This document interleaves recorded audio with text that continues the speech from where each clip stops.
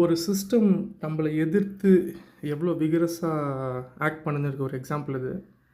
நான் இந்த Swiggy add issue வந்து செப்டம்பர் 1ஆம் தேதியிலேருந்து நான் வந்து யூடியூப்ல பேச ஆரம்பித்தேன், ட்விட்டரில் போட ஆரம்பித்தேன்.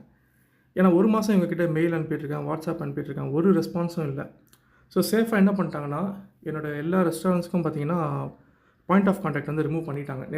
நேற்று ஒரு கால் வந்துச்சு ஸ்விக்கிலேருந்து. இந்த மாதிரி என் ரெஸ்டாரண்ட் நல்லா ஓடணும்னு அவங்களே டிஸ்கவுண்ட் கொடுக்க போகிறாங்களாம்.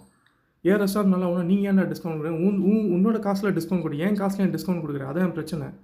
இங்கே பார்த்தீங்கன்னா வந்து நான் இது எதுவும் அப்ளை பண்ணாதீங்கன்னு சொல்லி நான் ஒரு மெசேஜ் அனுப்பிச்சிருந்தேன்.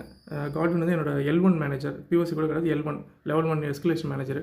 அவங்க சொல்லிட்டாங்க, இனிமேல் நான் உங்கள் அக்கௌண்ட் வந்து ஹேண்டில் பண்ண போகிறது இல்லைன்னு. சரி, நல்லதாக போச்சு. ஏன்னா பார்த்தீங்கன்னா இது பார்ட்னர் சப்போர்ட் டீம் என்ன சொல்லியிருந்தாங்கன்னா, எனக்கு வந்து பாயிண்ட் ஆஃப் கான்டாக்ட் இருக்கிறதுனால அவங்க வந்து இதை அட்ரஸ் பண்ண முடியாது, இது வந்து பாயிண்ட் ஆஃப் கான்டாக்ட் தான் கேட்கணுன்னு.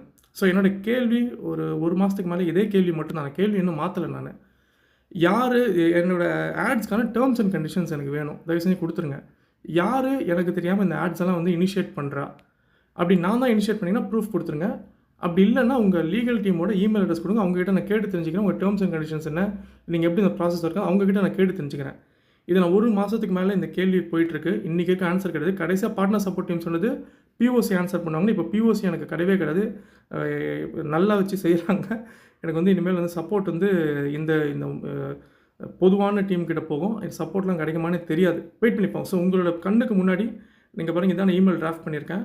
பார்ட்னர் சப்போர்ட் டீம் பண்ணுறேன். அவங்கள்ட்ட தெளிவாக சொல்லிட்டு, தயவு செஞ்சு எந்த அடிஷ்னல் டீட்டெயிலும் கேட்டுறாதீங்க. எல்லாம் அந்த மெயிலில் பக்கமாக நிறைய வாட்டி எழுதியிருக்கேன், ஸ்க்ரீன்ஷாட்ஸ் எல்லாத்தையும் போட்டாச்சு. அடிஷ்னல் டீட்டெயில் கொடுக்காது, 3 கொஸ்டின் மட்டும் ஆன்சர் பண்ணுங்கள். உங்கள் கண்ணு முன்னாடி இந்த மெயில் வந்து நான் இப்போ வந்து அனுப்பிட போகிறேன் நான்.